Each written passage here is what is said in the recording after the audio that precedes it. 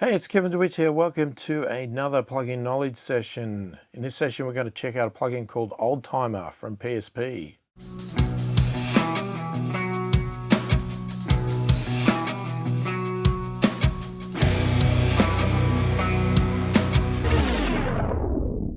Firstly, if you are new to my channel and you like what you see, please click the thumbs up, subscribe to the channel, click the notification bell for all my future videos. oldTimer from PSP. The name of the plugin, it's not describing me.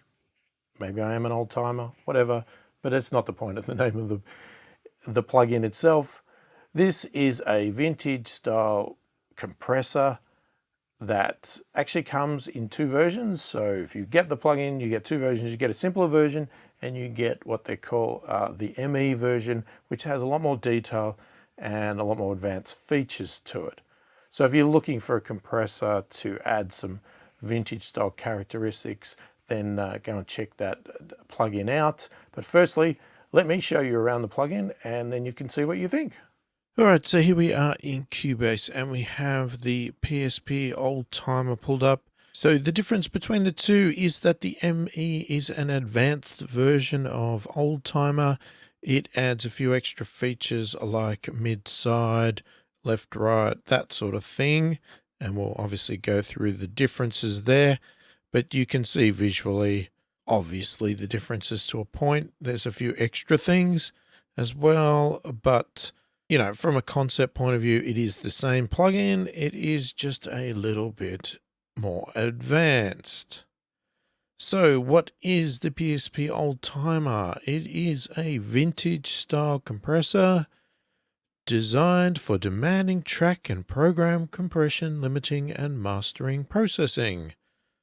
The plugin is not based on any specific hardware, rather it is inspired by the vintage circuits and designed to emulate their favorite characteristics of such compressors. So there you go. It is not based on any particular compressor, but it is based on characteristics of any vintage compressor that they like, I guess. So they also state that it is not a fully transparent compressor. It does impart some valve emulation. There's a switch here for that, but even if it's turned off, it still does impart some other soft and smooth sounding compression with a bit of its own classy color. Okay, obviously these statements are coming from the manual, so take them for what they are and judge for yourself. So we'll run through the controls and then we'll probably mainly play with the ME version just because we've got more advanced features. But, you know, the general concept should come across. If you want a simpler approach, you would use the oldTimer if you don't want the advanced features and you just want a simple compressor. Right, so just like any other compressor, we have a few standard features and controls. We have attack, we have release, we have ratio, we have makeup gain, we have compression. Compression, by that little pop-up there, is actually the threshold. Okay, they've just written it as compression. In this case here, we have a wet control and a dry control. We'll go through some of the other controls in a minute. Obviously, the meter shows us the gain reduction, GR. And you can see here on the standard version, we have a few less controls. We have output, so I'm assuming that's sort of like makeup gain. We have our compression, which again is stating it's sort of the threshold, and time sets up the combined attack and release time. Okay, interesting. There's a little control here, which we'll have to see what that does. That controls the ratio between the attack and release. Okay, all right, we might get more detail in the manual, and we obviously have the ratio here, which is, you know, pretty much identical, just in a smaller form. It doesn't seem to have a one-to-one like this one does, but that's fine. And yeah, we have some other controls here. So let's have a look at the valve clear off. Use this switch to engage valve and clear or disengage off compression. If the switch is set to its middle position clear, the internal valve rounding algorithm is disengaged, resulting in more transparent processing. Okay, the valve level, which is on the oldTimer version here. Use this screw pot to set up a valve processing reference level. Choose between 5 positions from low to high. Okay, so this is the level of the valve. Obviously, when we have it set to valve, if we have it set to clear, it is more of a transparent sound, but it's not totally transparent. And with it set to off, we turn the plugin off, basically. So, okay, I'm guessing here that this high, mid, low value, yeah, that's still the volume of the valve. It's just written in a different way, whereas this is just written in a minus and plus on this one, but I think it's the same control from what I could tell. We also have a side chain cutoff frequency. So basically setting the side chain high pass cutoff frequency. You can choose between 5 frequencies ranging from 30 to 250. 30 to 250, yet it says 600 there. It's a little bit different to what the manual says, but anyway. All right, we've got our channel processing mode, so we can switch between stereo is the middle setting here. We can go to left or right channels. So basically what they're stating here, if you want to be able to control the left and right channels individually, what you need to do is set one to left, then you need to instantiate another version of the plugin and set that to right, and then you can do your left and right channels independently by using 2 compressors. It's the same as if you had 2 mono hardware compressors in your rack or something like that. You'd send one channel through one compressor, one channel through the other compressor. And same concept goes for the mid side. Now, obviously, you don't need to instantiate 2 if you only want to compress the left channel or the right channel, or you only want to compress the mid or the side, you can do 1. But if you want to impact both, then obviously you would do the same as what I said with the left and right, and you would instantiate 2 versions of the plugin, have one set to mid, have one set to side, and make the adjustments appropriately. So ratio here, you can see we've got 1.1. Oh, okay, so that's not, sorry, I read that wrong when I first looked at the control. It's not 1-to-1 ratio, it's 1.1 to 1. So that is going to do a very little tiny bit of compression. Okay, and you got 1.2, 1.3, 1.5. So here's some really, really light compression levels. Then we get into our 2-to-1 standards, and then 3, 4, 6, 10. You know, heavy compression ratios there. With the standard one here, we have a few less in the lower range. So we don't have the 1.1 or the 1.3. We just have the 1.2, 1.5, 2, 3, 4, 6, 10. So still a handy feature. Just a tiny little bit not as powerful as the main one, the ME one. So we have our attack time here, and they're not really exact measurements by this. They're just sort of guides. And F stands for fast. Oh, I guess S stands for slow. 5 to, oh no, they write S as slot. Okay, that's interesting. So the way they define it here in the manual is they're saying fast to up to 2 is fast attack, perfect for drums limiting. Attacks 3 to 4, good general values, offering times typical for opto or valve compressors. Attack time values around 5 to S. Set long values for leveling. The release control, very similar. Again, we have F is fast and S is slot. I don't get the use of the word slot. I would have gone fast and slow, but maybe I'm missing something there. Anyway, F to 2 again results in a fast release, perfect for drum limiting. Release settings 3 and 4 are good general values, offering times typical for opto or valve compressors, and release time values 5 to S. Set long values for leveling. So as I stated, the compression value here is sort of, they've written it in a way because it's determining the amount of compression that happens, but technically it's more, it's threshold. So you're getting more compression by actually lowering the threshold point.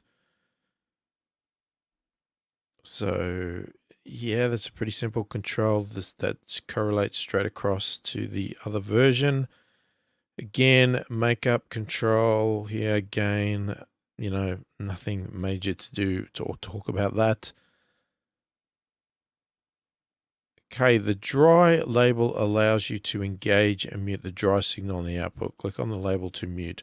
Okay, so with it crossed out like that, the dry signal is muted, so it's fully wet.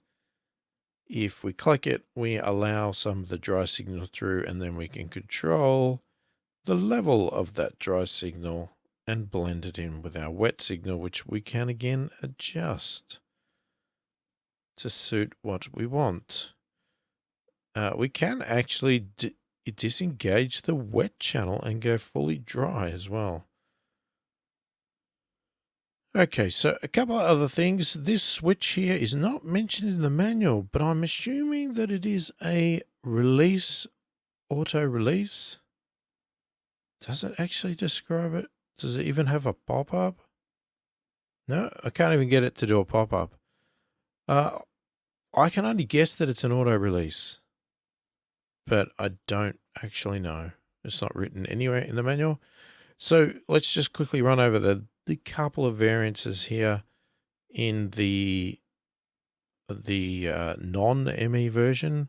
As I stated before, this valve control here, even though it's not written high, mid, low, it is basically the level of the valve. So, plus, minus, middle, whatever. Okay, so let me just read the manual to explain the time variance here. So the time sets up the combined attack and release time. Timing characteristics are tuned internally to ensure a smooth and musical sound, and the usual attack to release ratio is 1 to 10, whenever the attack ratio screw pot is set to its default value.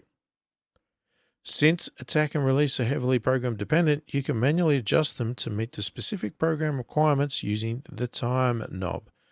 Time knob settings of 0 to 3.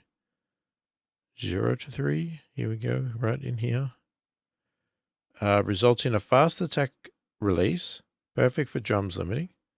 Time of settings 4 to 7. A good general values, offering times typical of opto and valve compressors. And time values 8 to 10. Set long values for leveling.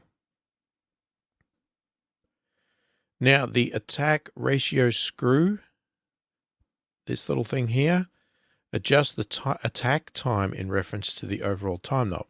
So it controls the ratio between the attack and release. A middle point setting and the default for earlier versions of PSP oldTimer refers to 1 to 10 attack to release time ratio. So I guess it changes that ratio. So if you go negative, you're reducing the difference between the attack, or maybe you're making the attack even faster compared to the release, or the opposite way around. I'm not 100% sure on that one. And output is basically the makeup gain. It's just written as output here. And that's them. That's them. So let's turn that off. Let's play with the ME and we will see what we see. So we have a default setting here. We have some compression going on now. So if we turn it off, that's what it sounds like.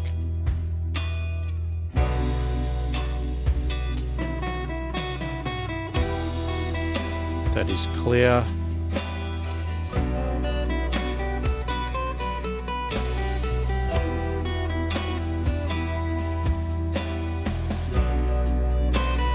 Okay, might be compressing a bit too much there. Reduce the makeup gain.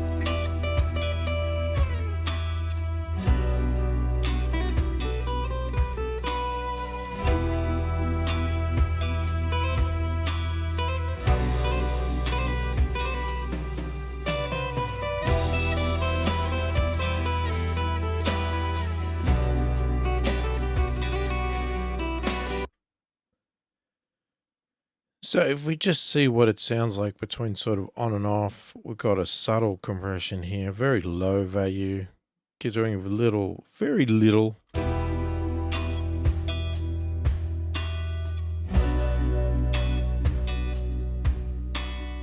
As before.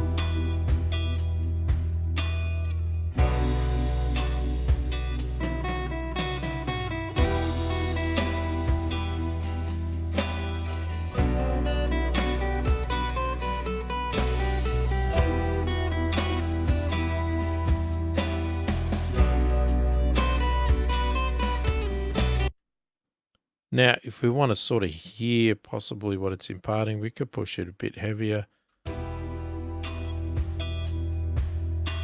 Get some heavier compression going.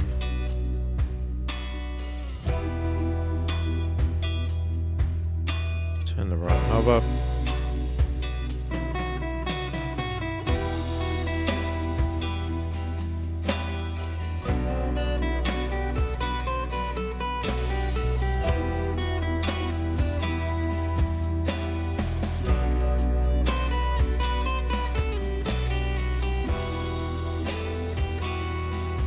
Oh, there's some distortion there in that valve. So that was pushing it right up to the top.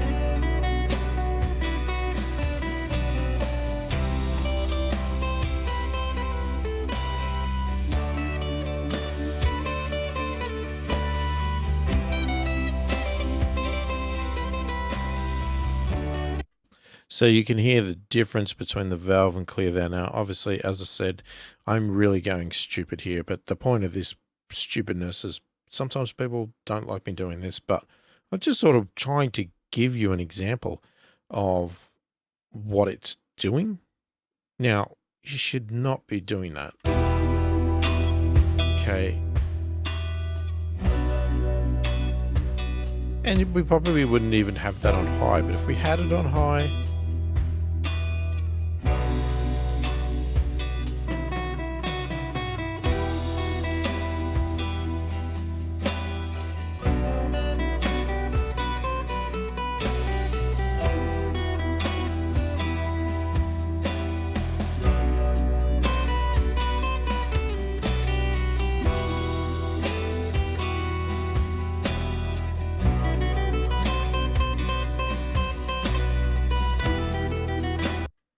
you know, you can hear it squashing a little bit more,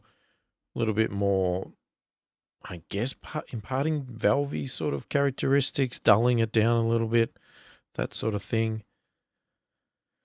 So, obviously we've got great control over attack, release, and all that sort of stuff here, but we can also do sort of our parallel compression if we wanted to. So we might want to dial in our wet and, over compress. We might want to go for a clear version or something. Still over compress.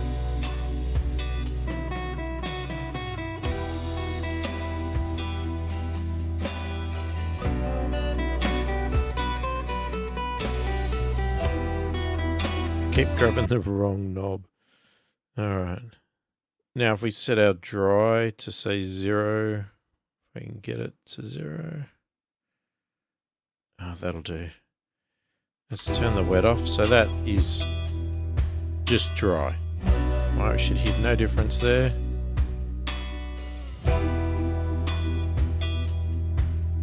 And it's still dry because I've got the wet turned right down. Now we can blend some in.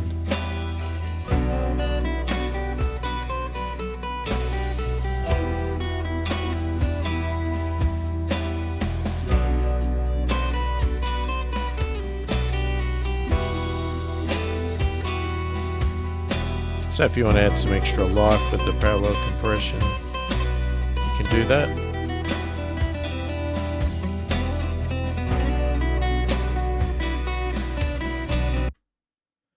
So that sounds nice. Alternatively, let's get back to 0, or roughly there.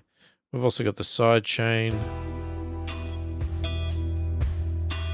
So if we find we've got too much kick in there, we can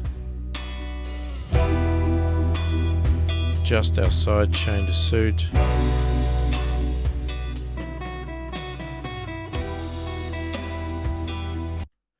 And then as they state, you can do just the left channel,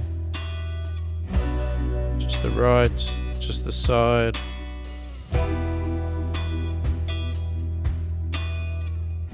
Or just the mid. Throw everything off balance by doing that. Or do both of them together. Alright, so just a quick flick with the non-ME version. So again, very similar controls, except for the fact that our time now is a predefined one knob control.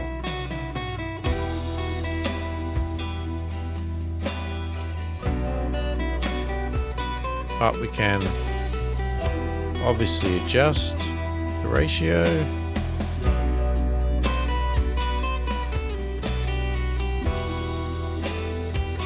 Minus definitely, visually it seems faster.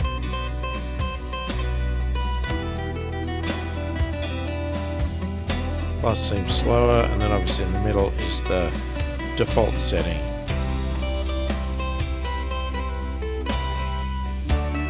That's very slow, all the way to very fast.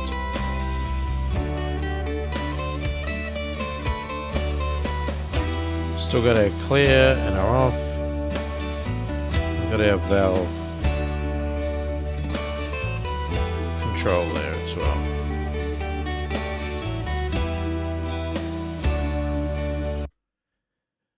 So there you go, pretty simple plugins to use, great control in the ME version, and obviously the two come together, so you've got yourself some options there of whether you need that extra control or you just need the simple approach to get that vintage style compressor sound there. So there you go, there's the oldTimer from PSP. Let me know what you think of it in the comments. I'd love to hear your opinions. If you have any questions, feel free to ask them. I'm happy to help where I can. If you are interested in the plugin, definitely go and check out PSP's website, grab a demo, check out all their other plugins while you're there. Anything of interest, just try them out. Let me know what you think of any of the plugins, including this one, in the comments. I'd love to hear your opinions, whether you liked them, didn't like them, or what you did like and didn't like about each plugin. Love to hear your opinions about them. If you did like what you see here, please click the thumbs up, subscribe to the channel, click the notification bell to be notified of all my future videos. Hopefully the video has been helpful. I thank you for watching, and I will catch you in the next one.